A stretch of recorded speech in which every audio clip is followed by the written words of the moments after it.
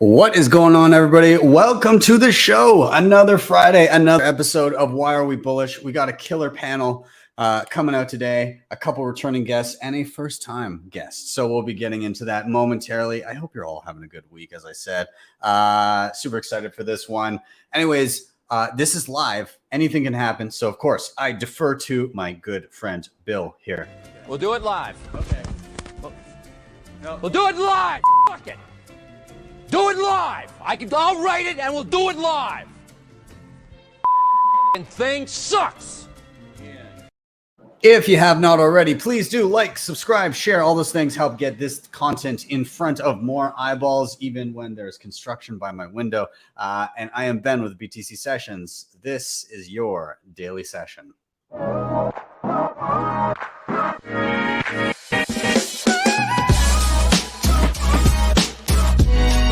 Hodl the Bitcoin.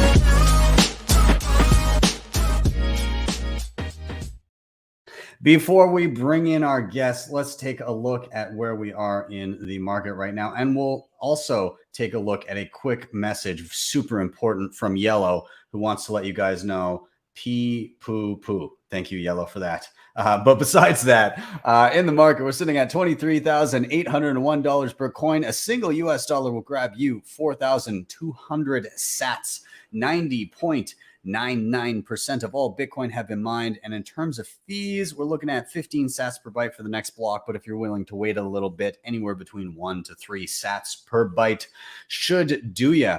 Special shout out to sponsor of the show, Shakepay.com. If you're in Canada, super easy way to stack sats. No deposit or withdrawal fees. There's a thin spread. And if you use the link down below, you can sign up, buy your first $100 worth of Bitcoin. And I'm just getting past a beer. You can then, wow, I just lost my train of thought. Beer will do that to you. Anyways, sign up with the link down below, buy your first $100 worth of Bitcoin. They'll give you $30 for free. You get also $30 every time a friend or family member signs up with the link in your app. You can shake your phone every single day for free sats. They got sats back Visa card, all kinds of great stuff. Check them out. Links are below. LEDN.io, these guys, you can use your Bitcoin for a ton of different stuff. For me, it's been particularly useful anytime I have just a simple cash flow issue and I need to get my hands on dollars temporarily to make sure things are flowing properly. I can deposit Bitcoin here, get a loan of dollars to my bank account within 24 hours. And when I pay back those dollars, I get back the same amount of sats.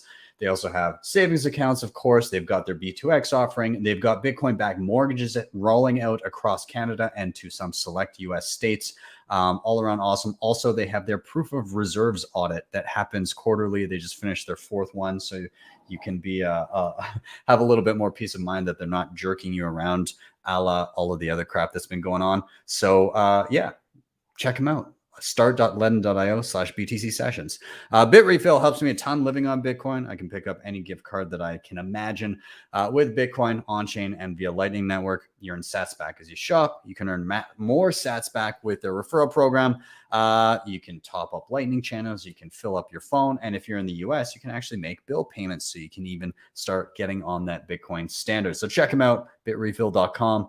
Keystone, love these guys. I use this thing all the time. Totally air-gapped hardware wallet, meaning you don't plug it into anything internet connected. It's all done offline via QR code. Just keeps the keys to your money safe and away from internet connections. Definitely upgrade to the Bitcoin-only firmware. Works awesome with Blue Wallet, Sparrow, Spectre. Great in a multi-sig. Really cool. I've got a full tutorial. Check it out, and links are down below. And finally, if you're backing up any important Bitcoin wallet, get it in steel. I don't like worrying about fire damage and water damage and all that kind of stuff, and having a BillFodl and backing up my seed phrases in solid steel is a no-brainer for me. So check them out again, privacypros.io. And with that, that's enough ranting from me. Let's get our guests in here. That's why you guys are here, of course. We got Fractal Encrypt. We got Chris. We got CK. Gentlemen, thank you for being here. Very stoked to have you. Let's do a quick round of who are you and what do you do? So we'll start with Fractal. Dude, let people know. What do you do? What are you up to? Yo, what's going on? I think I'm best describe myself as a Bitcoin-only cypherpunk artist infusing software, math, art, technology, and chemistry into biological interfaces. And I think I'm best known for my Bitcoin full node sculpture series. Yeah, Sailor picked up one of those. That's Where does he display it now? Where's it sitting? It's up in his house up north. It's not in his house in Miami. So unfortunately, I don't get to visit it too often. Still, that's pretty awesome. Unbelievable. Super cool. Yeah, super awesome. I love all your stuff. One day I shall have a piece from you adorning behind me on the wall for the show. So I'll look at making that happen. Cool. Quick rotation. CK, let people know who you are. What do you do? What is up, Bitcoiners? I've been called one of the most bullish Bitcoiners out there. I think I'm still a bear, though. It's not humanly possible to be bullish enough on Bitcoin. And I help run Bitcoin Magazine. I'm the general manager there. Get to work with the next guest, Chris, every single day. So just blessed to be Bitcoining every day. And huge shout out to Fractal Encrypt, absolute legend. One of the best, absolute best artists in this space. I love everything he does. Ooh, high praise, high praise. Oh, Chris, you're up next. Let people know who you are, what you do. Thanks, Ben, for having me on. Yeah, I'm Chris Alaimo. I work for Bitcoin Magazine. I'm a multimedia producer for them. So I help do a lot of the stuff behind the scenes, whether it's the Bitcoin Magazine live show, whether it's a lot of Twitter spaces that I help run. And yeah, just kind of love Bitcoin, love working in the space, and love working with CK and hanging out with Bitcoiners. You also come ridiculously prepared to Why Are We Bullish? Every time you've got at least 3 topics in the chamber ready to go. So CK said I'm not bullish enough, and he's been hammering that drum for at least the last month. So I brought 3 topics, and hopefully they won't get stolen. I'll just list all 3. I love it. I love it. Well, gentlemen, again, thank you so much for being here. Everybody watching, thank you for being here. Of course, if you're here and you're watching for the first time, maybe you're unfamiliar, this is Why Are We Bullish? Really simple. We go by the 3 R's. We're all going to bring a reason for being bullish. So that's R number 1. Somebody's going to drop a reason why they're bullish. Number 2, we're all going to riff on that reason together. And then number 3, we're going to rotate. We're just going to go through that cycle until each one of us has had a turn. And I'm going to get us started this week with my reason for being bullish. And guys, I'm like, it swelled up within me today how insanely bullish I am on the building that happens during bear markets.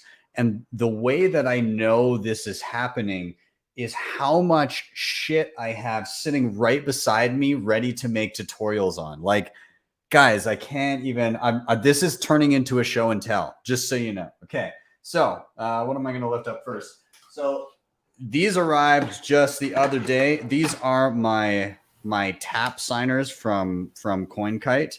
And so these are just like NFC cards that have a private key, or you generate a private key for them. And you can use them as kind of like a second factor or however you want for on-the-go Bitcoining. So it's more not as secure as using like your cold card, but it's more secure than just having a hot wallet, because there's that additional little step where somebody gets your phone. Well, they've also got to have the card. And if they just have the card, well, it's still PIN protected and everything like that. So there's degrees of security to it where, you know, if you're uncomfortable traveling with a hardware wallet or something, you can just like slip this into your wallet or something like that. And nobody would be any the wiser.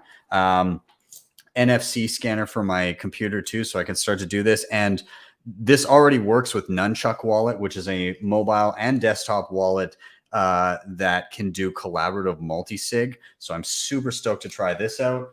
I just finished this week video on the Bolt card. I've got a bunch of them sitting here from Coin Corner. And again, this is an NFC card that can be used as a gift card. So you can like basically tap it to a mobile device and redeem sats into any Lightning wallet that's on your phone. It can also be used as a debit card where it links to your Coin Corner account and does Lightning transactions direct to any Lightning accepting merchant. So Breeze Wallet has a point of sale terminal, and you can actually just, anybody that has that as a merchant, you can just go up and tap your card.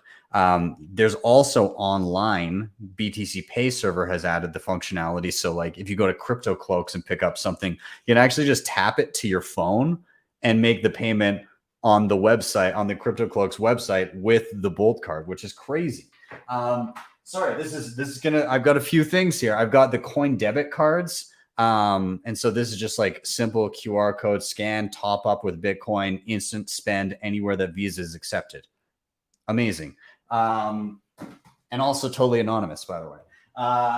What else? Those are absolutely badass, I have to say. I got my hands on one of them. We had a few in the office, and it's just like you send sats to it, you get a dollar balance in that moment. It's like that's when you're topping it up as you're selling sats, and then you got a debit card, you're good to go. Yeah, it's crazy. It's such all these useful things that we didn't have before. I also just got this delivered, so I'm gonna be doing a tutorial on the passport soon. So shout out to the guys. I got this sent over. Dude, I've been meaning to do this sooner rather than later, but it's just taking me some time. But I've got my CryptoCloaks like node ready to go because I want to do Start9 Labs.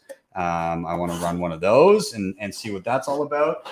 And then I'm repurposing one of my old CryptoCloaks nodes that I've got kicking around here. So I've had this around for a little while. I'm going to do Raspberry Blitz because I haven't played with that before. So it's time. And they just came out with, actually, maybe I'll share my screen here because they just dropped this, but where is it? They just released like an actual web interface for the Raspberry Blitz like today, if I'm not mistaken.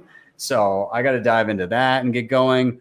And so I'll be able to, it'll basically be a command center here on my computer. I got my Umbro going. I got my Ronin Dojo going, and then I'll have my Raspberry Blitz going, and I'll have my Start9 Labs. There's way too many nodes. And then beyond that, I'm looking at diving into the Spectre DIY. It's just endless. There's so many things that I need to do and try. And it's like you get to a point where you're just at a loss of like, where do I even start next? This what I just listed takes me well into the fall of tutorials. And that's assuming I don't get my hands on anything else between now and then. It's unbelievable.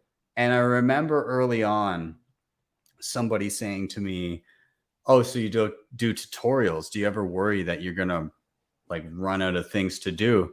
And at the time I thought, well, maybe like there might be lulls where I have to get inventive and do other things. That has not been the case. There's so much cool stuff. I'm at a loss. I don't even know what to say. But kudos to the builders out there. Yellow hashtag I am building. Yeah, I mean, again, Bitcoiners are amazing and resilient and inventive, and I'm bullish because of that. So I'm going to open it up there to you guys. I guess I'll posit it as a question. What have you been seeing that has caught your eye in terms of new stuff that has just kind of dropped? What have you been playing with? And like, are you equally bullish on how much cool shit is being built? Anybody can jump in. I could start then. Yeah. I just got my hands on my MK4 a couple weeks ago. So happy to get that from Cold Card, NVK, D, Mags, all of them. I really appreciate everyone up working at CoinKite. I really like the Coin Corner card. I haven't gotten my hands on it. I know that they're based out of the UK, but I was talking to Ben before we started. They ship to the US, so I'm looking to try and order one or two of those. I'm waiting on my Passport 2.0 from Foundations. I know that they had a bunch of them that just shipped out, so really looking forward to that. And yeah, Ben, I agree. There's just like so much going on in the space. I guess that's more of like the hardware side of things. I mean, obviously we have Fedimints just dropping as well, which is really, really cool. I know that's kind of, even for me, it's hard to follow. I know I've listened to a lot of Obi's interviews about like Fedi, different from Fedimints, but still in the same ballpark. But yeah, really want to dive into Fedi and Fedimints. And yeah, there's just a lot being built right now. That's really, really cool things. I guess there's one more thing I'll add. I know with the Coin Corner cards, I was in a Twitter Spaces today, and someone was saying you could actually use them as like a half of a multi-sig. So let's just say like for signatures. So let's just say it's a 2 or 3 multi-sig. Let's just say you have a cold card, a blue wallet to keep it simple, and then you could use those tap signers as half secure, meaning that like one cold card counts as one signature, or one of those tap signers, the NFCs, using Taproot and then also coding in that it only counts as half. So you need both tap signers. So it's not like a full, like verifiable, like single sig. It's like in case someone were to grab your wallet and just try and use that, you could use a cold card counts as one. Both of those count as one together. And then, you know, blue wallet would be another way to sign. That's just a simple way of explaining it. But you could code it that like you need 3 NFC tap signers to count as one signature. I haven't really dug into it, but they were saying that that's something that can be done using Taproot and Sparrow and linking them. So not something I've looked into, but they were talking about, which I thought was really fascinating. That's super cool. Yeah, when I did the Coin Corner, like the Bolt card walkthrough, I set up like just the gift card part. I set it up with the Coin Corner app, but then the next segment I did the exact same thing, but I set it up without Coin Corner at all. I used like LN dot, I can't remember what the website was, LN dot cash, I think. And you can create an LN URL there and send money to it. And then you can encode that on the NFC on the card with just like a simple app on your phone. And so you can basically create the exact same card and not have Coin Corner involved in any way, shape, or form.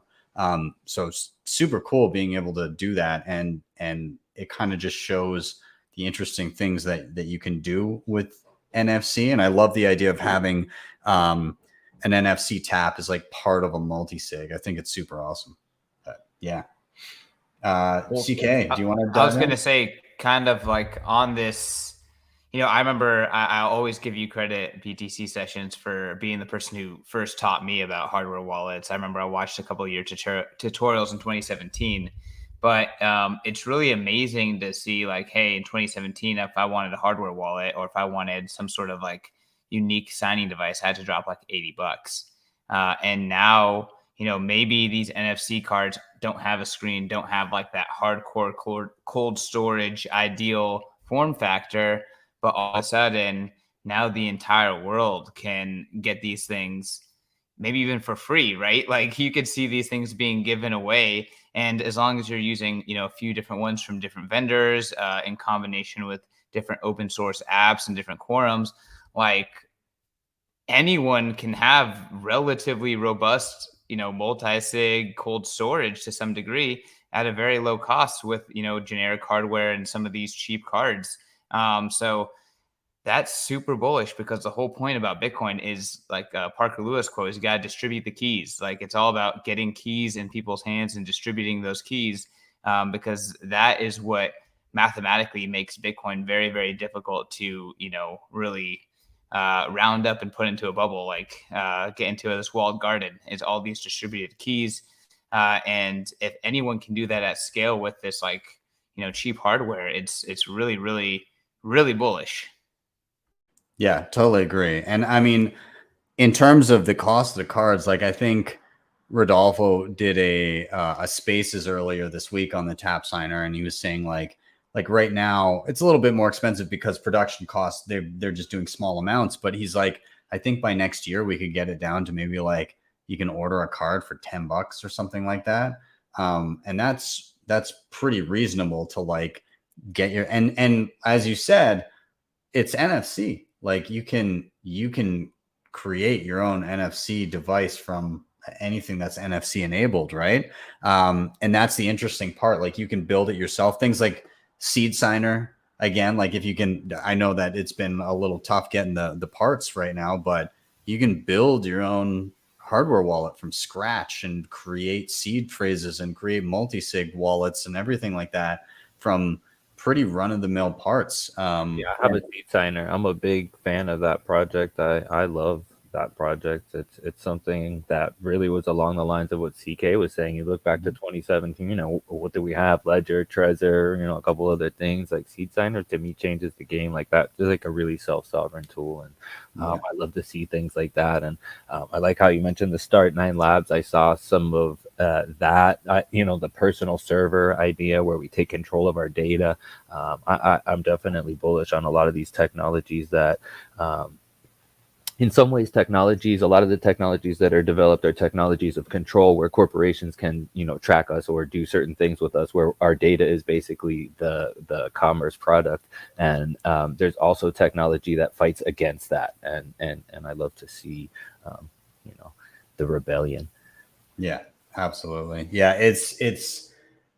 I mean, it seems like so many people are building in a way that's meant to defy, you know, kind of funneling people into like very few choices, right? Like the Seed Signer is exactly an example of that, of like, well, is it an attack vector if people have to only go through vendors where they have to order something online, and that paints potentially a target on their back, that this individual paid to get this device delivered to their own address, which, by the way, use a PO box, but nonetheless, like there's still like in a lot of instances a database associated with that. And so to the idea that you could do all the stuff we're talking about and technically never have anybody know that you've even looked at Bitcoin is pretty astounding. And so the people that are kind of entering now and they're like, hey, I want to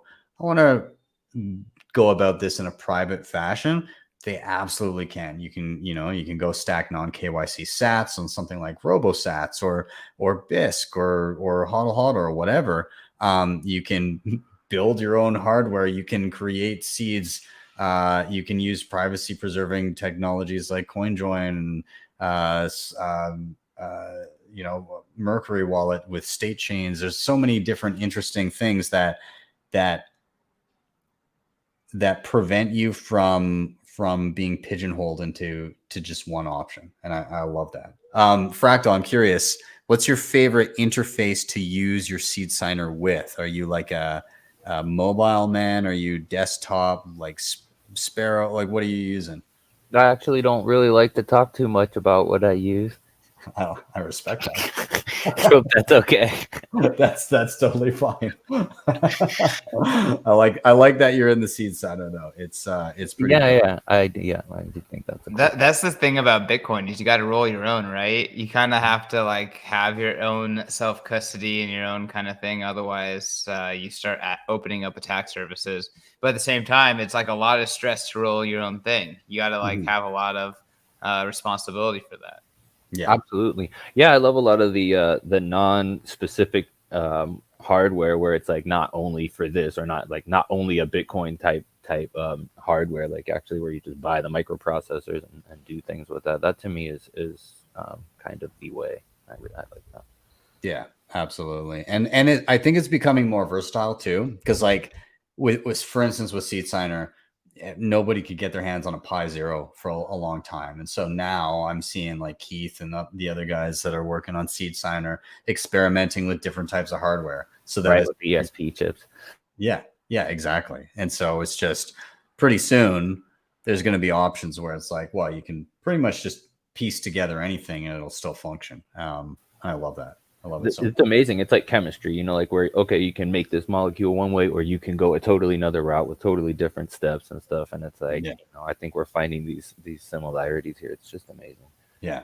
All right. Before we kind of wrap this topic, I'll let you guys jump in, but there's an audience question and I want to get takes from everybody on this, because everybody always asks about hardware. Like, is this okay? Is this okay? Is this okay?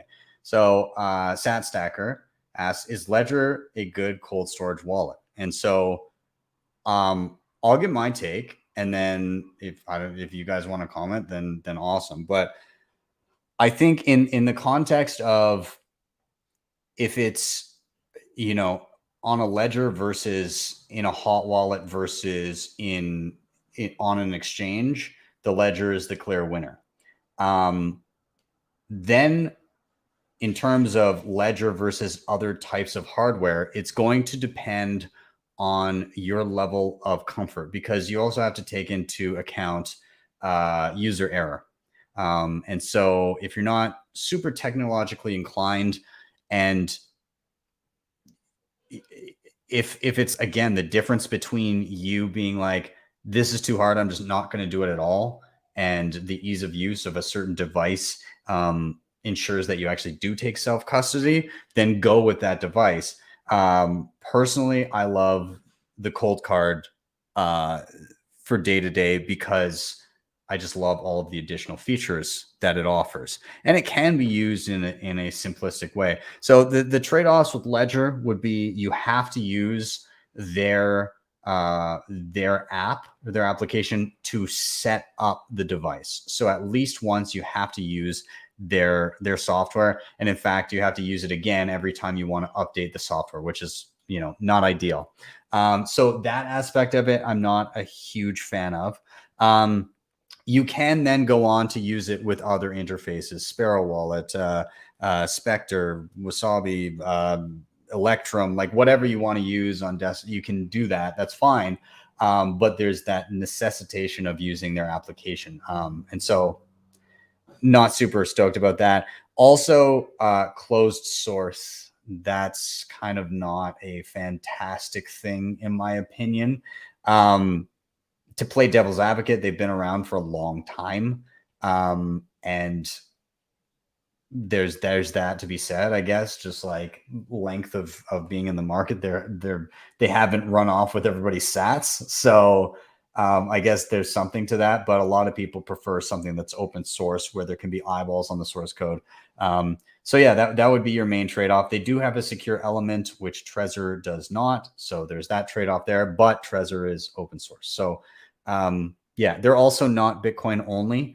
And they do say, well, you can just use the Bitcoin app and not download the other ones, but they'd still have support for those applications. And so if you view complexity as additional attack vectors, which you probably should, then it's likely less secure than a Bitcoin only device. So I would say that, but with all of that being said, I would say odds of you being exploited sitting on a ledger, of somebody getting away with your sats, are more or less slim to none. Like you're probably okay, but some of those factors may be important to you, and if so, then take a look at some other options. But yeah, any other thoughts, guys? Yeah, I'm like a hard no on the ledger, and you touched on many of the reasons, like open source probably being the main one. The ledger leak of the addresses is like really like probably my main issue. Although I love how you said that probably even with all this ideological stuff out of the way, the device is probably okay, because my issues are mostly that, but the open source nature is huge to me. And I love how Yellow said here that Ledger is good if you also have a gun at your house, because everyone knows your address. So that is absolutely right. And the fact that they shitcoin too is like, all this is hard no, but I do like your open-mindedness that the device itself is probably somewhat.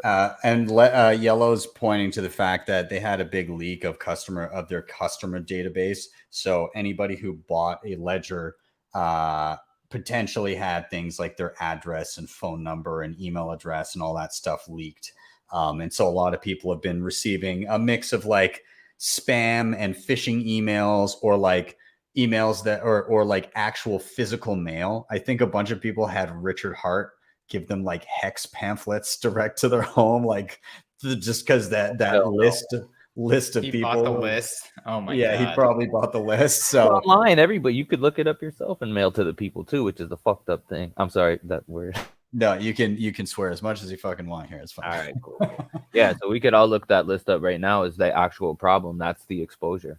Yeah, it's unfortunate. So yeah, like there's a laundry list of things that kind of suck. I still have some ledgers that I've used in the past. I literally spend my entire career just like using stuff and trying it out. So like I'm probably at some point going to do a video on like the replacement for the Ledger Nano S.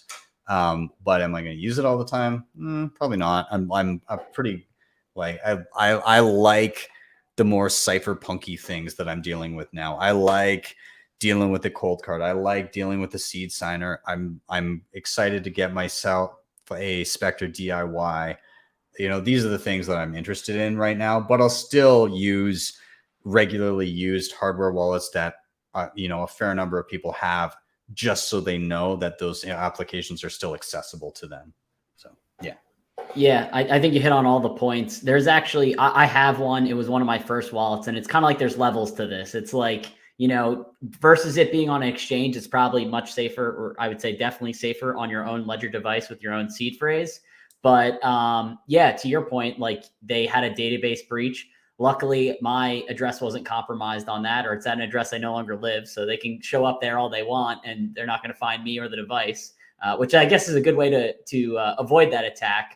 But yeah, I think there is a risk with them being other altcoins or cryptocurrencies is a huge risk and attack vector. I still have a little bit of funds. I've moved majority of it off of there, but there was an issue with the app that it's showing an incorrect amount on the app versus what I actually own. And it was kind of one of those things I looked at, I'm like, this isn't right. And I take out like pen and paper. I'm literally like adding up bits of Bitcoin that I have of different transactions. Like, I'm literally recreating the ledger on a piece of paper. I'm like, yeah, this isn't right. It's saying I have more, which I'll take, but like, this is wrong. So yeah, it's definitely wow, so you not have good. more Bitcoin. Yeah, so I guess I recreated more Bitcoin than 21 million hard cap, or at least, I'm going to find out when I send it. They're like, yeah, you don't have all that on there. But yeah. It's definitely an issue. And, I'm definitely more of the more cypherpunk ethos of using like a cold card, Foundation Passport, and other Bitcoin only devices has kind of been my go-to now going forward. Yeah. I think everybody kind of gravitates there. CK, do you have a preference on hardware, or like, what do you? Yeah, I'm a fan of the Ledger device. I think that there's a lot of drawbacks, but it's definitely one of the easiest devices to intro someone to. I also think the Foundation Passport, that's probably the easiest device to intro someone to, because they can use a wallet, they can use an app on their phone, plus something that like feels very familiar, very simple. I'm a big fan of that, but I think that the Ledger is a good intro wallet, and it's also good for multi-sig. If you have it in a quorum with, a Trezor, or have it in a quorum with a cold card and something else, maybe you're using Unchained Capital, maybe you're using Casa. It's a good tool. I would not use it for single sig because of a lot of the reasons. I don't like that you have to use your app. I don't like how small the screen is, things like that. But ultimately, if it's just one signing device in a quorum, maybe it's something that you keep and is locked up in a safe place, and you only get every once in a while. I think that there's something there, and there's something useful. And like BTC Session said, the company itself is relatively reputable, very early in the game here, and obviously, you need to treat your Bitcoin like it's going to go up exponentially. So treat it with a lot of care and respect. But I don't want to totally poo-poo them. I think they are doing some good work out there, and there's definitely some use cases. Yeah. I'd echo that. And it just kind of goes to show like the range of kind of thoughts and responses we have here.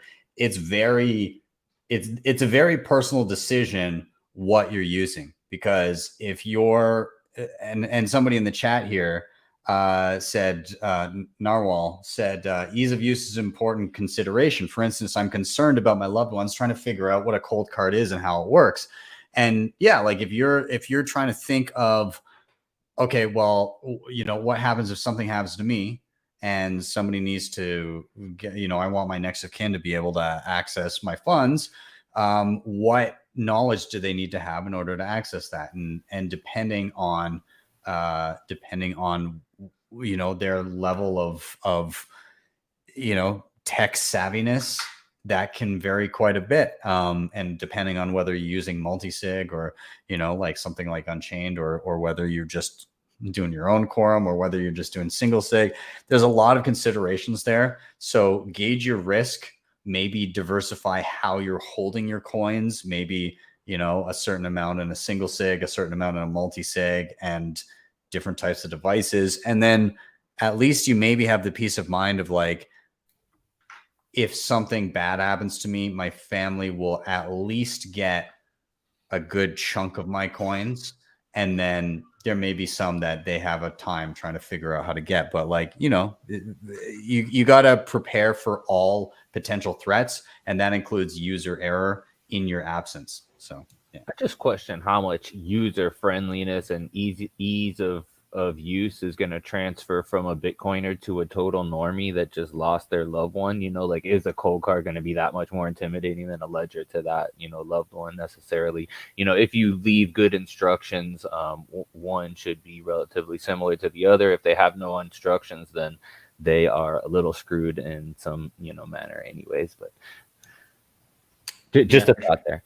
Yeah, for sure. I saw William Anthony Wonderlust, his comment saying, "Holy F, I'm having the same issue with Ledger. I'm in the middle of tech support showing less in Ledger." So I guess I have his sats. I'll send you my sats so we can square up. No, but all joking aside, I guess for people that do have issues with devices, don't panic. Like, that's the worst thing you could do. Like, go in with a level head when you're trying to recover a device. I've heard a way that it resolves it is make sure the app's updated, 1, and then 2, some people actually do have to do a recovery from the seed phrase. I would test other options before doing that and make sure that you have the proper seed phrase before doing that. The worst thing you'd want to do is lose them. You could always also try sending them to a wallet that you're more comfortable with, or try sending a couple test transactions out to a different wallet and then, sending a bulk amount.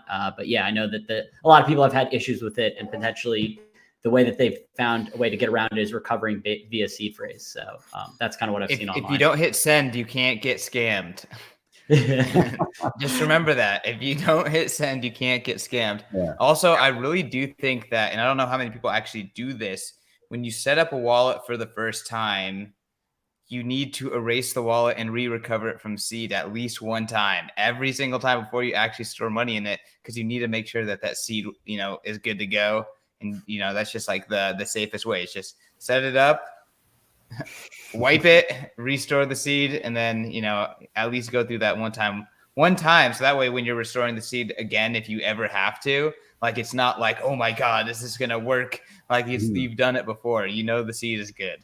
I was just thinking about this though, because I just actually had to set up a new Bitcoiner with a wallet yesterday. And wouldn't you have to have sats there first before you destroy the wallet? Because won't they just have zero balance anyways, and you won't know whether it's good or not? I don't think you can just recover a random, not real. If you don't have a zero balance, it doesn't matter when you recover. So you need to kind of send like a small amount there first. Was what so that you see that. Okay, that's what we did. Wallet. Okay, cool. Yeah. And I would say also another important thing is ensure that you can spend out of it, right? Yeah. Like do that, send a transaction in, send a transaction out. If that's successful, and along with a recovery, then, you've kind of done all the steps that are necessary. Like you've done yes, I can use the wallet properly. Like I'm not sending money into a black hole that I'll never recover. And then also I actually have a recovery that works. And then you're pretty much set. You've kind of idiot proofed yourself at that point. So yeah. All right, gentlemen, I'm going to wrap this topic because I threw a lot at it and we kind of got in a rant here, but that's okay. I love it. Everybody that's in the chat, keep them coming. Thank you for being here. Smash that like button, give this a share. We're going to do a rotation now and we're going to jump to Fractal. Dude, I'm going to let you have your rant. What are you excited about? What has you bullish this week? All right. Well, I just spent the week out in the mountains in the Ozarks, and what has me bullish is that I just orange pilled a crystal miner and crystal pilled 2 Bitcoin miners on the top of a mountain in the most unlikely of places. Like, I don't even think there was any kind of internet or cell phone connection on top of the mountain where we were, and we totally like orange pilled this guy. And he was like a very first principled thinker, like we were kind of talking to him all day, and he sounded like a Bitcoiner. He just didn't have any Bitcoin. He didn't really know anything about it. And we were just with him all day, just chatting and stuff. And then at the end of the day, I had invited 2 Bitcoiners to come crystal mining with me on the top of this mountain. And they had never met each other before. So it was a really cool trip for everybody to kind of get together and just do some work in 102-degree heat on the top of a mountain. I was telling them, I was like, it's going to be brutal, guys, so, but everybody had a great time. And at the end of the day, one of the guys was like, hey, can I throw you some sats for, inviting me out here? And I was like, no, man, whatever. It's cool. And as I was walking up to my car and back, I was like, wait, did I just turn down sats? Like, that's like sacrilegious or stupid or both. So let me correct this. And as I was walking down, I was like, you know what, man, let's, instead of him giving me the sats, let's give this crystal miner the sats. So I told him, I was like, hey, you know, if we set you up with a wallet, will you be down for that? And like, we talked to him all day. He's like, oh, hell yeah. So basically we just took this guy off zero right there. And it was just an amazing thing. So if you can't be bullish about that, like, I don't know what you could be bullish about.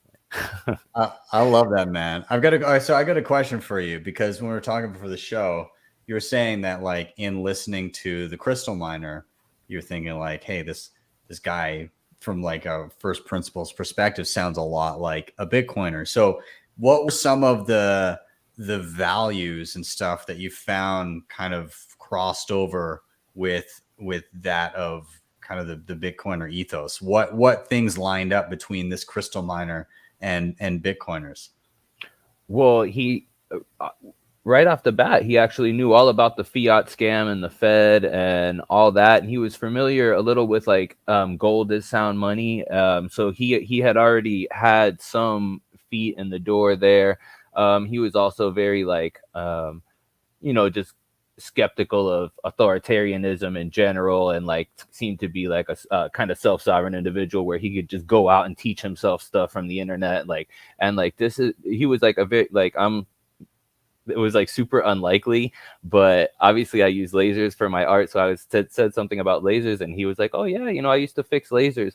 And you don't know how hard I had to look at one point for a laser mechanic, so hard that I had to just give up and become one myself. Like I had to learn how to like tear these things apart and build them from beginning to end. So when this crystal miner told me he knew how to operate and fix lasers, I knew he was intelligent, because to figure that out to some degree, you have to almost like translate from Chinese into English a lot of the time. So there's, you have to be a very self-starter in those ways. So all these things were kind of adding up. And he also sounded a lot like Bitcoin Twitter in a lot of ways, like in just like health and politics and some of those things. I really want to get him set up with an account or something, because he was like a Bitcoiner with no Bitcoin. So we rectified that situation at least. And everybody there, he was with a good group of guys. So I think he knows that I basically told him, just never press that send button, just like CK was saying. I love that. Receive only. Chris, you want to say something?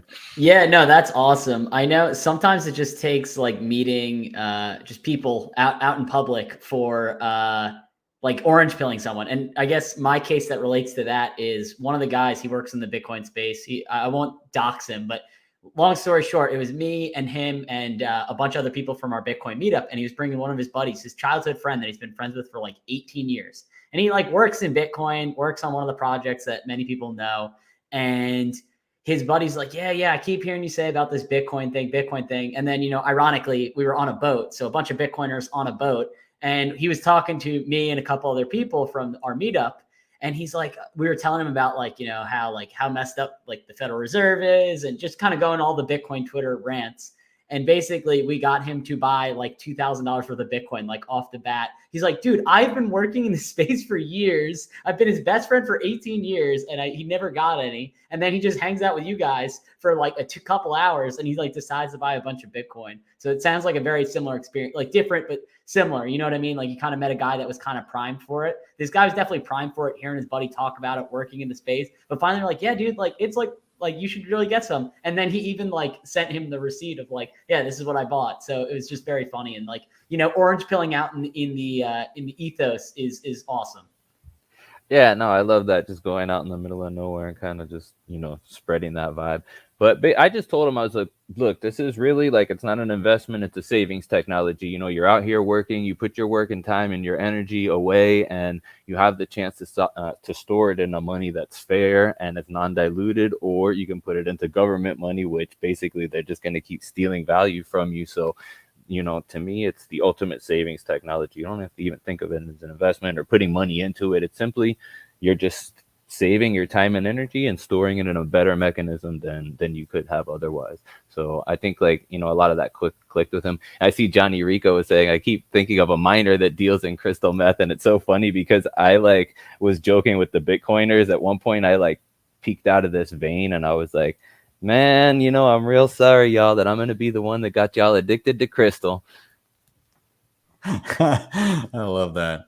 Oh man, it's so interesting hearing the crossover in it's like there's a certain type of person that will gravitate towards Bitcoin and get it very quickly, right? Like you were saying, he's already kind of in tune with sound money. He's already kind of distrustful of government. He's already in tune with proof of work, and self-sovereignty. Like he's willing to go out and use proof of work to become self-sovereign, right? Like he didn't know how to work on lasers, and he literally just learned how to do it himself from the internet. So there's a unique type of individual that comes to Bitcoin very easily. And if you don't have those certain qualities, then I think if you get into Bitcoin for some other tangential reason, those qualities begin to be pulled out of you. You become more self-sovereign. You become more willing to learn and build on yourself and use your time towards things that will reward you later in life instead of immediately right now. And I love seeing that. I think it's awesome. Absolutely. Yeah, I was telling the Bitcoin miners that I invited down that this was like the most proof of work activity you could do. I was like, it's going to be brutal. It's going to be hot as hell. We're going to be like getting beat down by the sun. But at the end of the day, you're going to have something you can bring home with you that, the crystal is the proof. You do the work all day and your proof of work actually is physical and you can hold it in your hand. It's the most crazy, beautiful geometry you've ever seen in your life. And actually, you're the first one to see this geometry in 100 million years. And some people, may never even see it. It's just such a unique experience. And yeah, it seemed like everybody was totally into it, and I certainly enjoyed it. Damn, what is the same thing between Bitcoin proof of work and crystals? It's like, what's the connection there? Like I never thought we'd be talking about that, but here we are. Well, not only that, but we also came up with the congruence between Bitcoin as a timekeeping mechanism and quartz crystal as a timekeeping mechanism, because, all this quartz was actually originally mined by the U.S. government in World War II for oscillator grade quartz. That was like kind of what started the whole quartz crystal mining. They actually used to need this for the war effort. It was critical for radio transmissions and stuff like that. And it's because it oscillates at a certain frequency. And that's why quartz watches work as well, because it oscillates perfectly at a certain frequency. And you count the oscillations, and that's time. So Bitcoin also has its own oscillations every block. That's crazy. Bitcoin is time. Quartz is time. Fractal Encrypt, baby. I fucking love it, man. Like I can't think of someone more cosmic than this dude. Right. Thank you. We need that because Gigi wrote that article. If there was some sort of like quartz backed piece of art with that, like his that article like transcribed onto it, would be fantastic. But yeah, maybe one day there will be. The quartz full node structure. That's what he's mining. I didn't mean to blow it, guys, but yeah. I love it. I was definitely thinking it would be cool to take like something that I mined and put it in an art piece and stuff. I don't think I found that piece this time, but like that certainly would be a neat thing. I've been thinking of it for a long time to incorporate crystals into the art, but it's like each crystal is different. Like no two crystals are the same. Every single one is different. So like if you do that, you have to kind of create the art around the crystal, which I really love that. So it's like, like that, the art is around that specific geometry. So, I'm working on it. I'm very slow with this stuff, but one day we might see it. Again, it pays off, right? Low time preference. Let it happen. Yes. That's awesome. Gentlemen, any final comments on this topic as a whole, on I don't know, just any of the ethos that seems to cross over between people that are willing to work hard to see the fruits of their labor come forth? I don't know. I feel like we hit a lot of topics, and if I could just jump in on this, one thing that I'm like super passionate about is like, I think about adoption a lot. That's like one of the things I think about a lot. I actually think about like shitcoiner psychology a lot, because I think that like a lot of people enter through shitcoining because it's like very fiat oriented activity. So it makes sense. That's why people enter through that. But I think when it comes to like adoption, like a lot of adoption requires priming.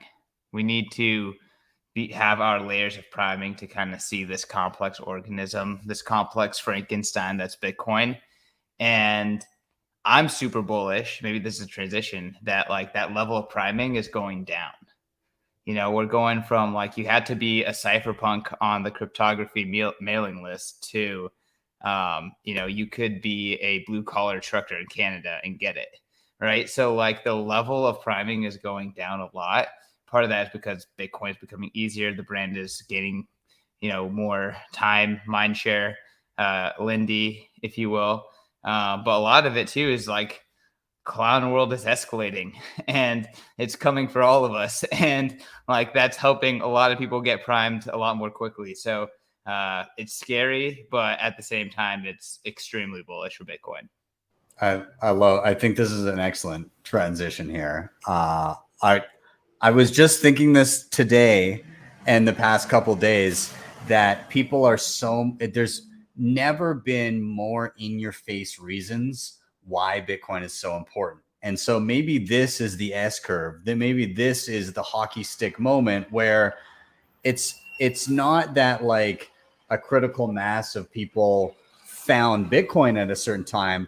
It's that a critical mass of people are being exposed to clown world at such an accelerating rate that they can't help but eventually find the solution. Like when the administration is sitting there saying we're not in a recession, and you literally have reporters that just spent 4 years like screeching about the last administration not like stating things in 100% factual manner, and now they're subjected to literally the people that they cheered into office next doing the same thing that they were mad about, basically coming out and being like, this is what it is, or this is not a recession. Well, the definition of recession is 2 negative quarters of GDP growth. Well, that's not the definition. So what is the definition? Well, we're not here to define it for you. What the fuck are you talking about? How are we supposed to have a conversation? How is anybody supposed to understand anything about what anybody's saying if we don't have a common definition for words?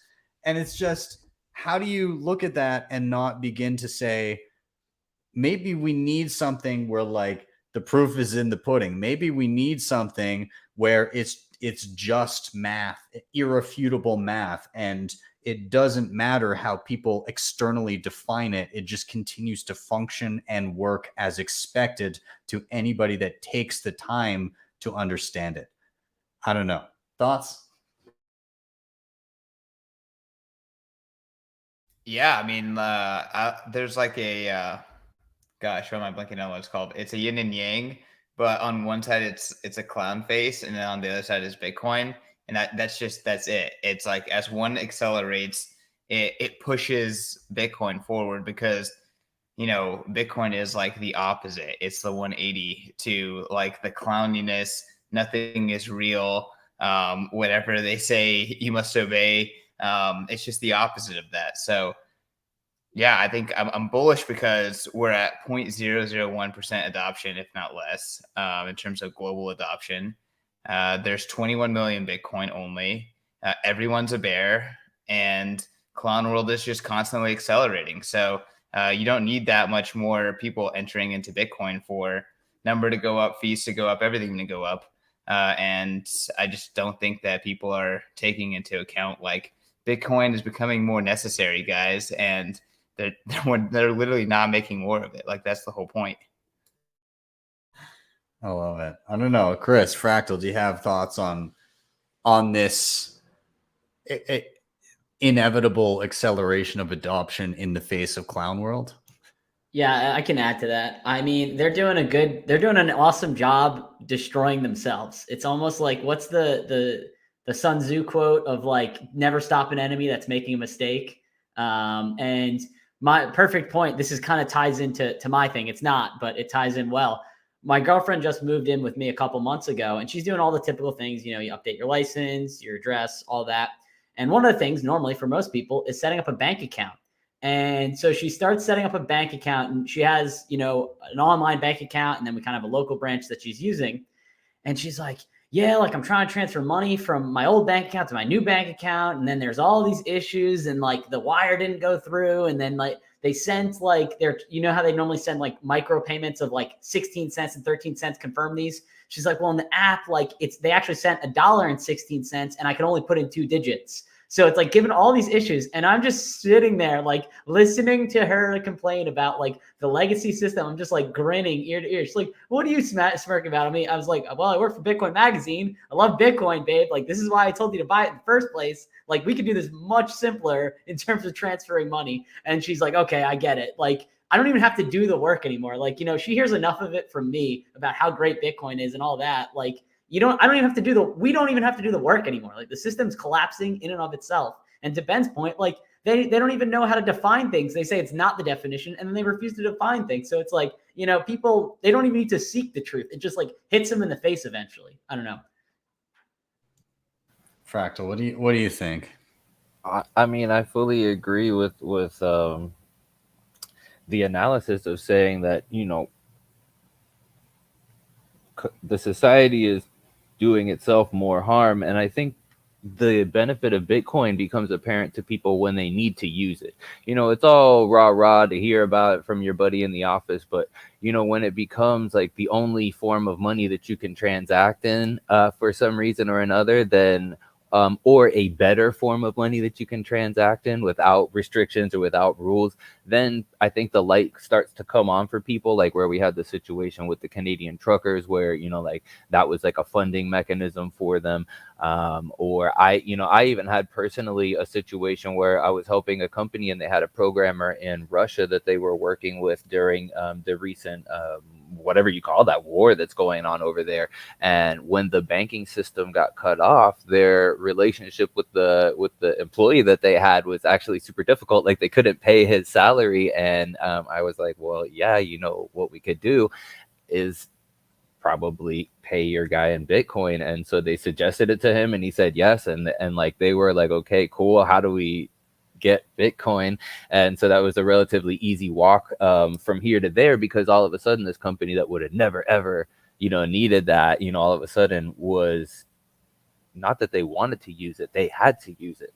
So these type of situations I think are going to be brought about by that same collapse that Chris was talking about, where you know, through no fault of that company's own, they were exposed to a need to use Bitcoin because it just is better money. And I mean, even me, like I had a situation where I was trying to get some laser parts from China and my bank would not send the money from the US to China. Like they were like, well, how long have you known these people? Are they trying to scam you? I was like, no, I have a machine from them. I'm trying to get a spare part. Like, what the heck?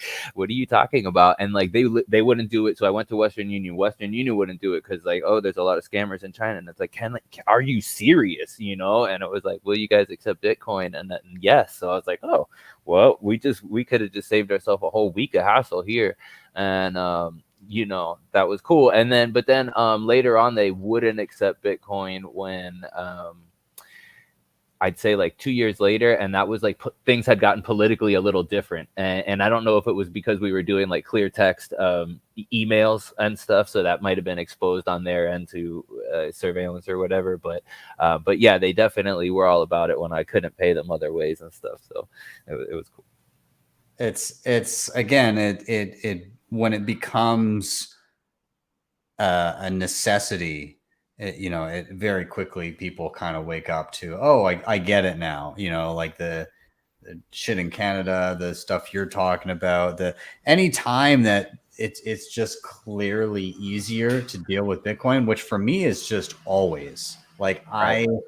I cringe every time I have to utilize some sort of banking or like I'm getting paid and it's like, oh, can we send you a wire? And I'm like, oh no. Like it's just, you're just picturing all of the things that can go wrong and like just the pain in the ass of having that sitting there. Not to mention that like I, especially this year, have lost all faith in having any amount of fiat, even though fiat's worthless, but having any amount of fiat sitting in an institution in Canada, like, of course I'm not gonna, like, I try to keep minimal dollars possible at all times, and everything else is Bitcoin, because that was one of the biggest reliefs during all of that shit going on. Was I was like, okay, worst case scenario, my bank account gets frozen.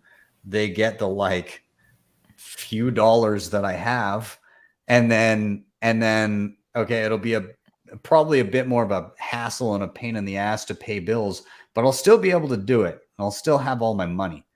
And that really stuck with me, more so than ever before. And now I don't know that I could ever go back to like having a consistent fiat balance, because I don't have trust in that system. Like, what trust was there? I knew that my purchasing power was being constantly eroded. I knew that, but to see like bank account gone, to see that happen, like, That's big. yeah, it was unbelievable. And so like You got re-orange pilled.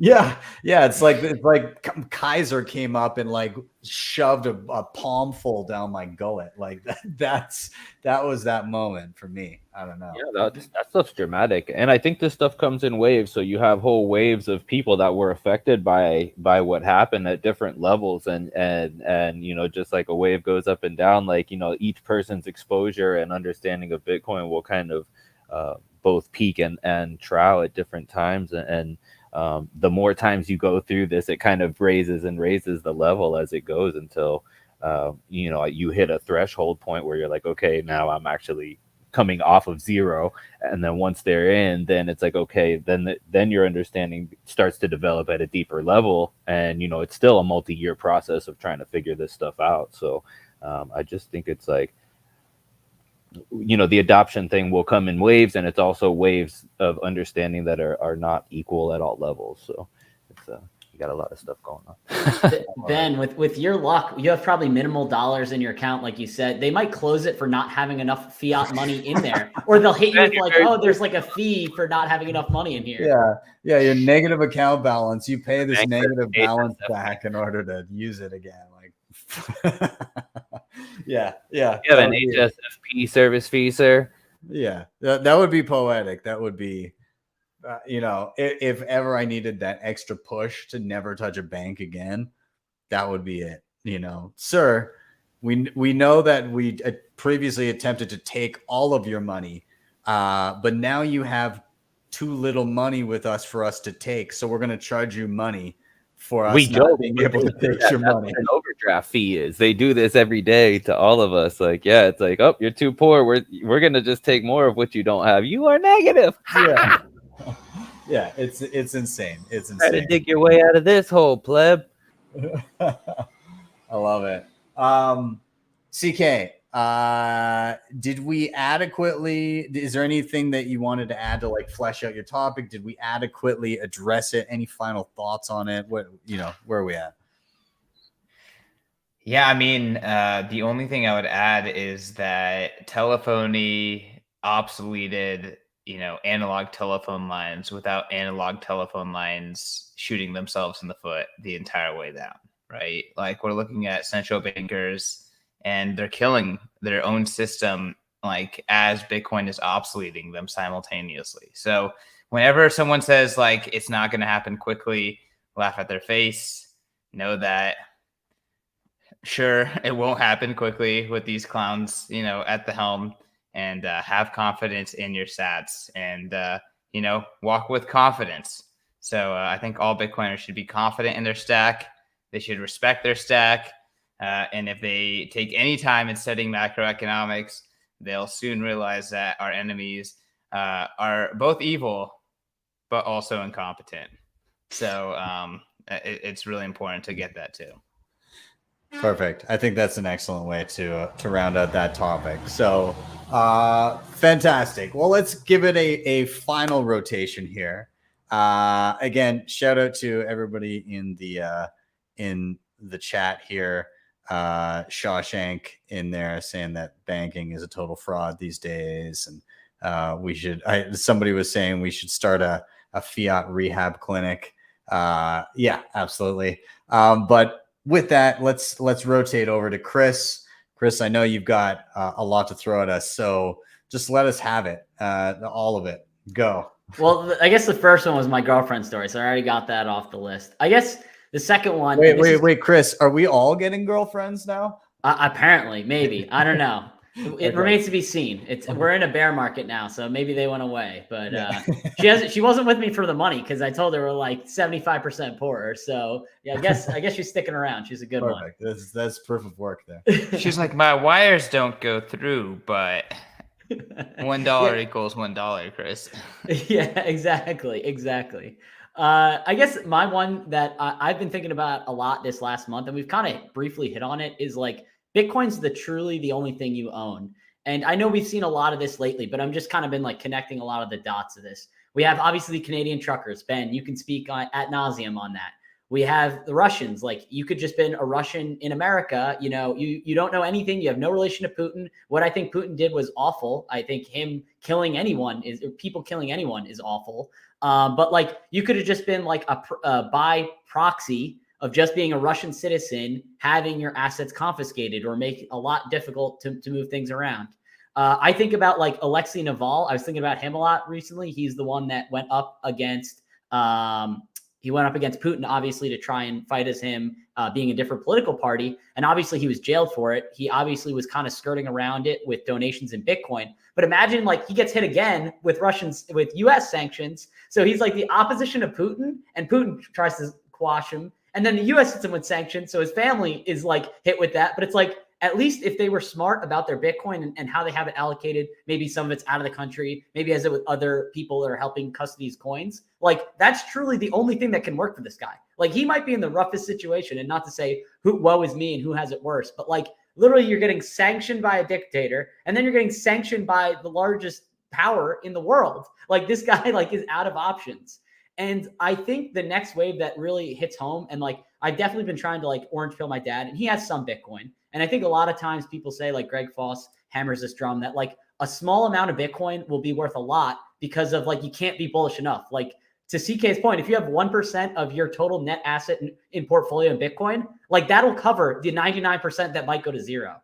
But I don't think it's like really hit home. Like, obviously the Canadian truckers know, many Russian people know, but us in the Western society, I guess less so much Canada, but a lot of people, it still has not hit home. And I mean this for like the boomer generation in the United States that have had a very, very luxurious last 50 years since 1971, maybe even a little bit before that, of them growing up, even being on a gold standard. But like, you know, a lot of them have benefited from 401ks, from the bond market being in a bull run, from real estate prices going exponential since they were younger and, you know, buying homes 30 years ago. Like, all of those things, I don't think people realize how easily those things can be confiscated. Your bank account can be shut off. The running joke is your bank account's a 2 or 3 multi-sig, and you have one key and the bank and the government have the other 2 keys. And they are in much more likely to cooperate with each other than they are to cooperate with you, even if you being a customer of technically both of those institutions. But we can save that for a later date. You know, bonds can be confiscated through a brokerage just by the government saying, hey, like, this person did something wrong. You know, he's guilty till proven innocent. In weird ways, money, it actually goes the reverse. Instead of like having to prove it, it's like, oh, let's lock his assets and then we figure out afterwards. So I guess my whole rant is like, people do not realize your bonds can be taken, your stocks can be taken, your real estate, they can price you out by increasing your taxes because they're printing more money. And it's like, hey, the government, in order for us to run, not only do we have to print more to keep going, the states don't have that ability. So they have to jack up the state taxes as the federal government prints more money. And I know I'm kind of conflating how money printing occurs. It's very complex, but like anything besides Bitcoin can get confiscated more easily. And my last point that'll hit home, Israel right now, and we do the daily news at Bitcoin Magazine Live, Israel right now is putting a limit of new shekels, their currency. You can only transact in cash up to $6,000 starting, I think, August 1st. It is illegal to do more than 6,000 new shekels. It's about $1,700 US to transact. It is illegal. Like, if CK, I'm like, hey, I want to buy a car from you, it's $1,800. It is illegal to do so.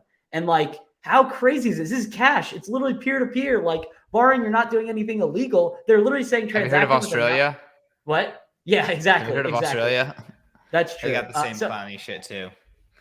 I guess my point is to CK saying we're not bullish enough. And I think you have to realize that how powerful Bitcoin is. Literally every other asset can be taken from you much more easily than Bitcoin. I'm not saying it can't happen. I'm not saying they can't torture you to get your seed phrase out, but it's much more difficult for that to occur. So that's why I'm bullish on They Bitcoin. can only torture you one by one, Chris. Honestly. That's true. Can't do I'll give you guys fast. a warning when they get me first. All right, guys. I love the Alexei Navalny example. And the interesting thing is, so I went to the Human Rights Foundation event in Oslo, the Freedom Forum in Oslo, this past couple of months here, and I was speaking to somebody who was helping with the raising Bitcoin and maintaining that, or at least maybe not maintaining it, but like knew the process that they were going through. And so the Alexei Navalny Bitcoin like fund where they're taking in Bitcoin, it's always just been like a static address for large periods of time. And we were kind of talking to them and we're like, well, like it is better to have a new address for each new each new donor, and it helps with privacy and everything. And they're like, yeah, we've heard this a lot, but at the same time they can't touch it, so we don't care. And we don't care if they know how much money we're getting, because we get to use it anyways. And it's almost kind of in your face, and we don't care if we flaunt it. And so I find that kind of like exactly to your point, where they're like, fuck them, they can see how much money we have, whatever. And I love that. I think that's great. I'm glad that they're in that position. I just want to like throw out there that like when people say like, why is Bitcoin going to win? And the reality is that Bitcoin is money that works. And like all of us, like we're actually raising our expectation for like money to like money that works. And then when we look at all the other shit, we're like, oh damn, that stuff sucks. So like once you experience like Bitcoin, like why is Bitcoin going to win is because it actually just, it works. Like all the other stuff doesn't work. Like money, like what is going to be money is like this competition for what works as money best. Well, Bitcoin works way better than everything else, to the point that everything else actually is like at deficit. It just doesn't even work. It does not get the job done. So I think Bitcoin works. I think humanity's discovering that. And when enough people figure that out, it's going to hockey stick. So I'm not trying to blow smoke up people's asses. The world is better with Bitcoin. All of our wildest predictions are bearish because we are not visionaries enough to like even understand what, the world will look like in a Bitcoin future. And take all of your wildest expectations, increase them by a couple of orders of magnitude, respect the shit out of the sats you have. And, I hope you're ready to get across the finish line. So like Bitcoin works, and like it's badass that these people can flaunt it in the Russians' faces and say that, hey, our Bitcoin works. So you can see how much we have it, and that's how well it works. But on the flip side, like it's kind of crazy, this meme of like get on zero. Like you don't actually have to buy that much Bitcoin to get on zero, because eventually Bitcoin will get you on zero. Like it'll do it for you. Like it's automated. It's inevitable in purchasing. Yeah, power. it's inevitable. It's literally automated. So you just you buy whatever Bitcoin you want. Yeah. You live your life, and Bitcoin will put you on zero eventually. Yeah. So I don't think it's going to take that long either. I love that. It's like, yeah, you will be on zero at some point. It's just how much in the other direction away from zero you are. Like it's how many sats were you able to stack in the midst of that transition. Yeah, it's funny because there was the whole like get on zero through the bull market, and everybody like just all Bitcoin, don't hold dollars and everything. And then as the bear market hit, I saw a good handful of people shitting on the idea of get on zero.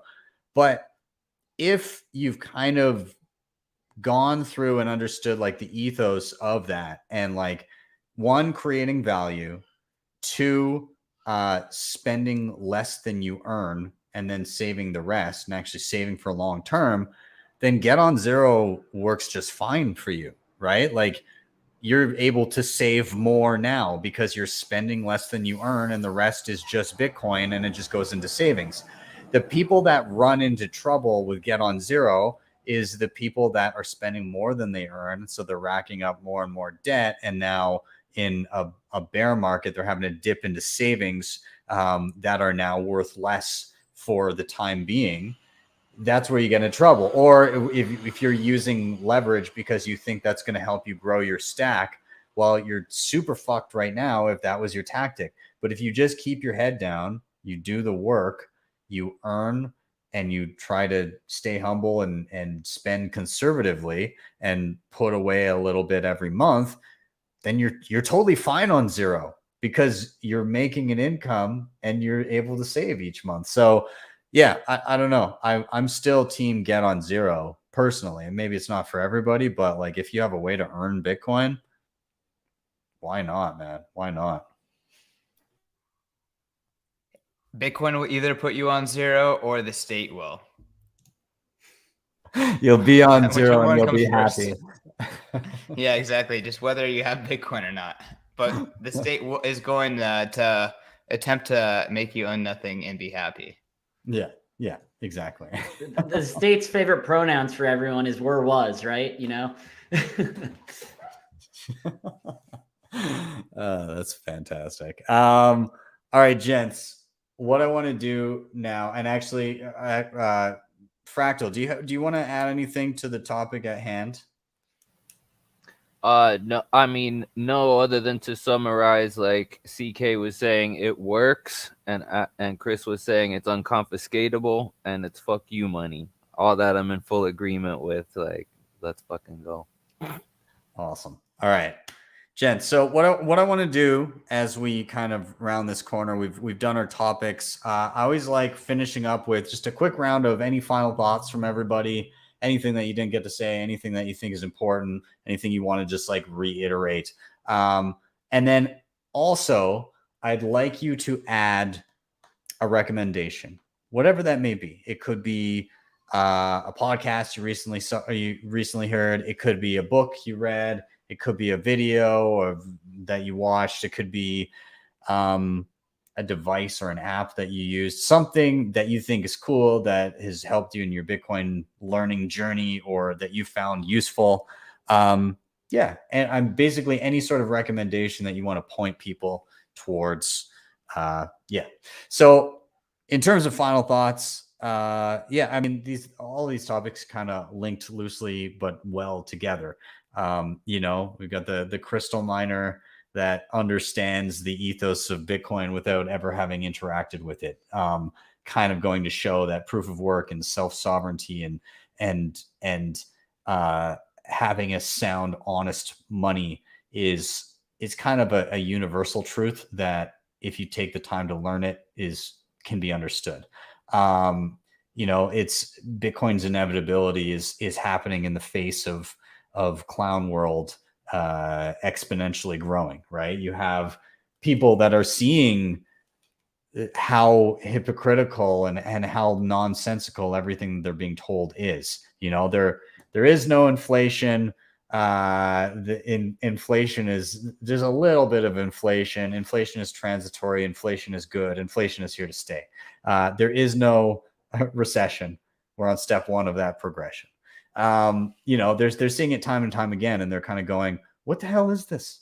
Like, why are we able to be lied to like this? And this is just the system we live in. And again, it's becoming inevitable because the writing is on the wall. And again, like Chris, your girlfriend's example, it just works in the face of a ton of shit that doesn't. So yeah, I think it all ties together, and we're moving down that path. And I know that for some of us, been around the block a few times, but it seems like it should happen even faster, but it's happening fast. Like it's been 13 years.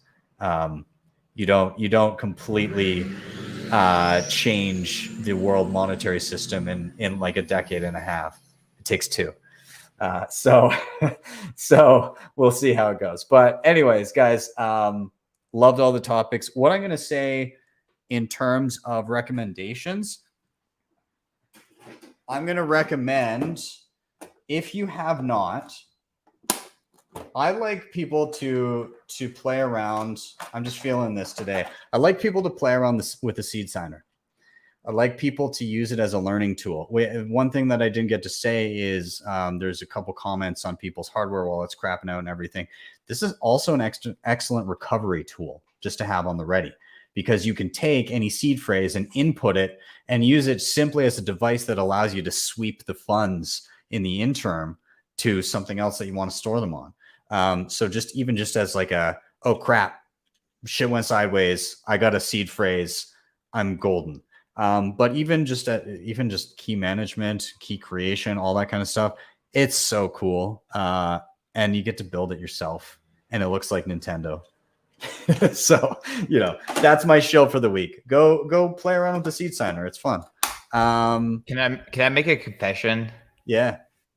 I have not played around with the seed signer yet. So shame on me, and I need to build one. Yeah, you should play around. It's a lot of fun. I quite enjoy it. We're going to 3D print some in the office. Yeah. And on top of it, the first time that you transcribe a private key onto a QR code that you use with a Sharpie, you're like, there's no way this is going to scan.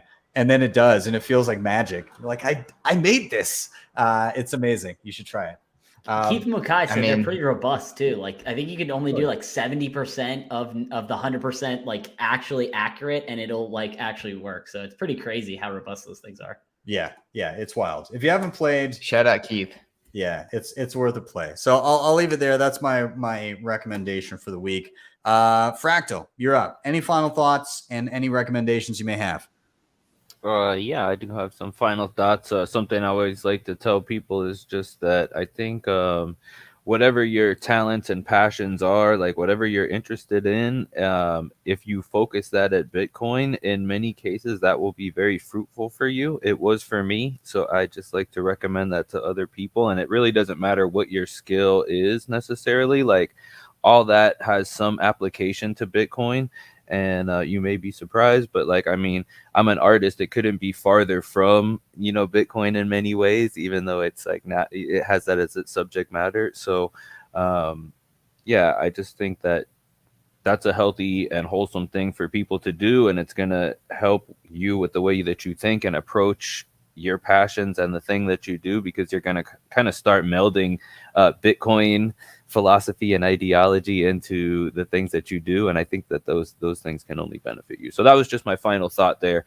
And then my recommendation, at first I was going to recommend Bitcoin Core, because I think all Bitcoiners should just use that, just download it and just play around with it. But I think even better than that is, if you do download Bitcoin Core, it comes free with testnet, which is also like super free. So you can get free testnet coins and do just any wild thing you want at zero cost to yourself. So it's like the most amazing learning tool for me personally in my Bitcoin journey. So I would just suggest to other people that, they just explore Bitcoin Core, because it gets lost in the mixed with a lot of the new stuff that's out there and about. But to me, that's one of the things that I really like to use. Just, it gives you so much functionality, and there's just so much cool stuff that you could do with Core. So that's my suggestion.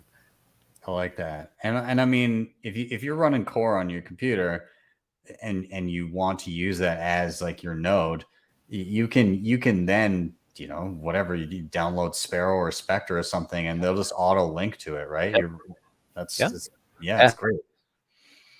100%. Awesome. Yeah, I love that. Let's rotate. CK, final thoughts, recommendations, you're up. Huge fan of a pruned core node on your primary computer. It's not that bad. You can do it. You don't have to buy anything. Just take your daily driver, a pruned core node. It might be a little bit of a bitch when you're downloading it, but after that, you're good to go. That thing is lean, mean, and it's stays up to date pretty easily. So super, super underrated. There's no reason why you don't use a node every time you're kind of using Bitcoin. And with that being said, I think that I would be remiss if I didn't talk about the Bitcoin conference that's happening in Amsterdam. So October 12th through the 14th. Chris and I, we work for a company, Bitcoin Magazine. We're throwing a conference in Amsterdam leading up to Bitcoin 23, which is going to be Miami Beach again next year. But Bitcoin Amsterdam is coming up in less than 75 days. So it's going to be a lot of fun. We got GA tickets. We got whale tickets. We have amazing speakers. We're really trying to focus on what is happening in Europe. And honestly, I got on Stefan Livera's podcast pretty recently, and I was talking about this. Like, I'm not trying to come into Europe and say I'm American fixing Europe, but Europe needs Bitcoin desperately. If you look at everything that's happening in Europe, Europeans as individuals, I think that their sovereignty is under attack, their wealth is under attack, and they need Bitcoin. So I think Bitcoin is something that can help the continent of Europe, the people of Europe, the people of their individual countries. Bitcoin Amsterdam is one of the best places to meet European Bitcoiners, whether you're from Europe or the US or wherever. It's going to be a lot of fun. So I cannot wait to be there. And I just got a shiny new promo code for 10% off. So CK10 to get 10% off. And I'm in a competition with Chris for a free ticket. So make sure to use my promo code and whatever. Just ignore what he shills next. Perfect. Recommendation is go to a Bitcoin conference. So whether it's ours or someone else's, Bitcoiners are best in person. So go to a Bitcoin conference. It will change your life. 100%. Actually, meeting Bitcoiners in person, there's a lot that can be learned, particularly in a bear market like this.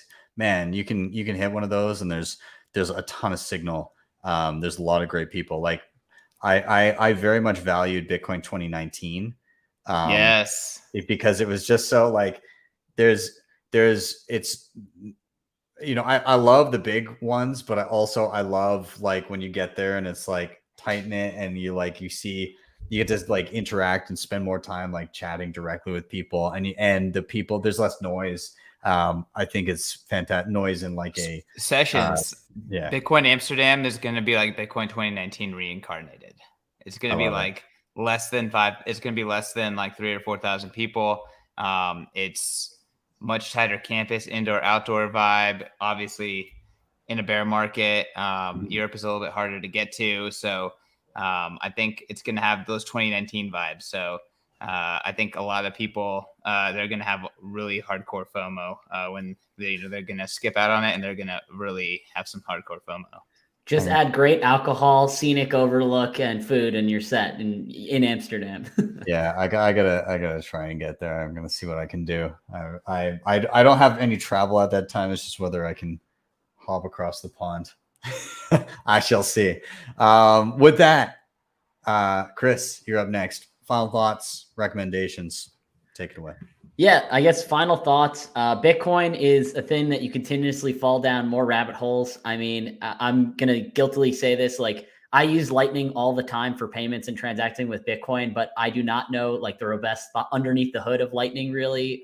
So definitely you can always dive down the rabbit hole of that. Taproot, Fedimint. I mean, the list keeps going on and on. I mean, Ben, at the beginning of the episode, when you're bringing out all these different devices, I mean, you can literally get lost in all the endless features of all the devices, all the different protocols, all the different improvements for Bitcoin, for Lightning, for Fedimint, whatever it may be. So, always just remain learning and remain driven to keep improving not only your setup, but your personal sovereignty and just like more about Bitcoin. You can keep going down the rabbit hole endlessly.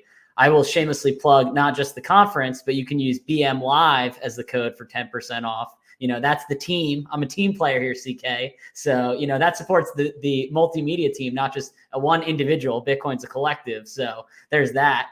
Also, check out the Bitcoin Magazine censorship resistant issue. We put a lot of work into this. It's an ode to the Canadian truckers, a lot of great articles. I know our magazine team put a lot of work into that. I think CK is running to go grab that. So I'll buy some time, but a lot of great articles in there. An ode to the Canadian truckers, obviously ode to what BTC Sessions did. It is a lovely article. It's our longest issue as well in there. And I think it's really worth it. The word count is double.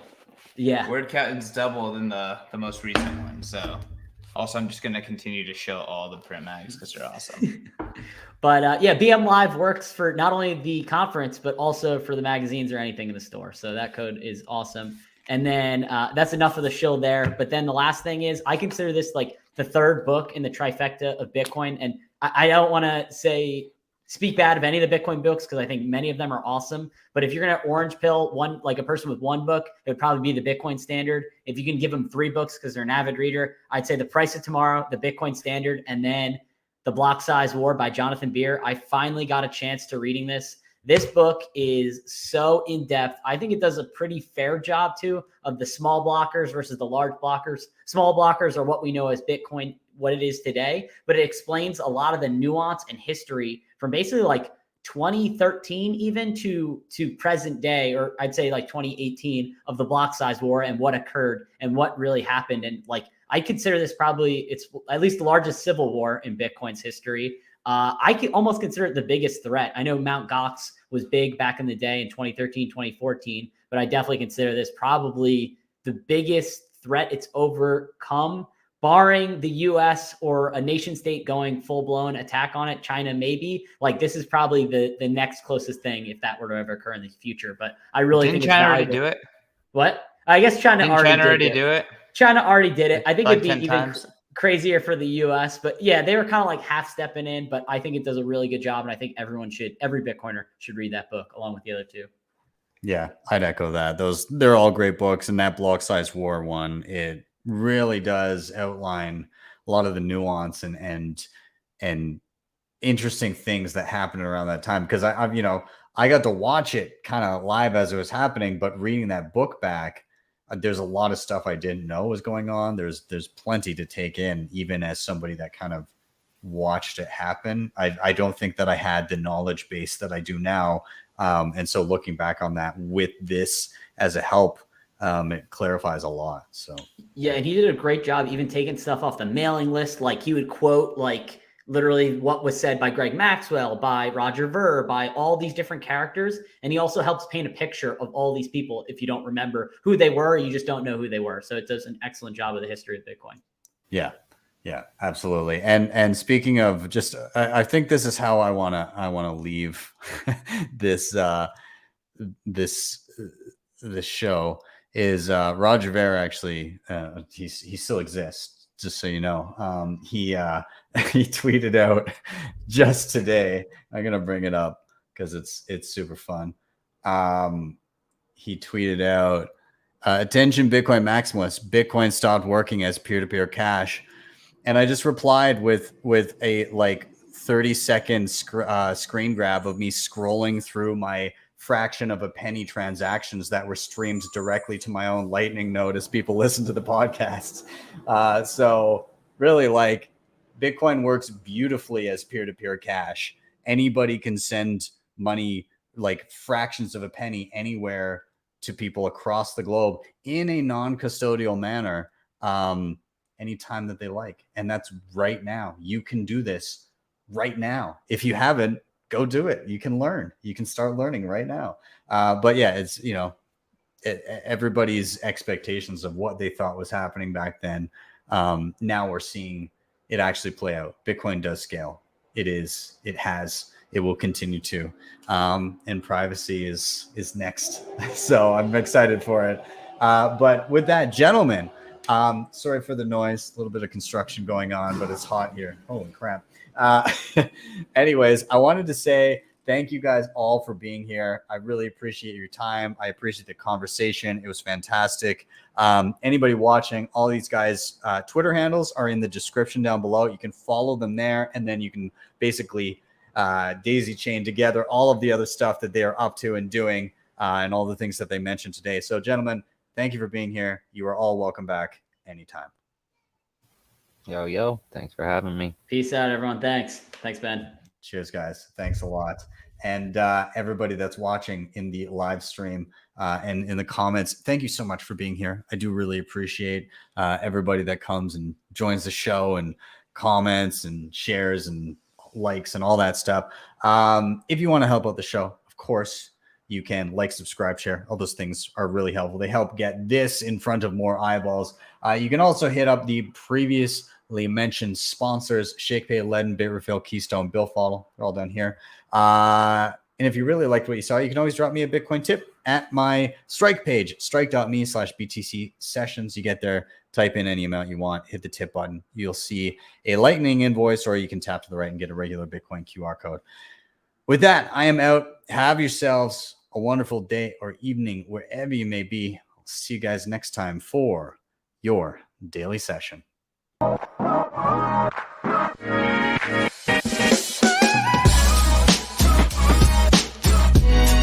Hodl the Bitcoin.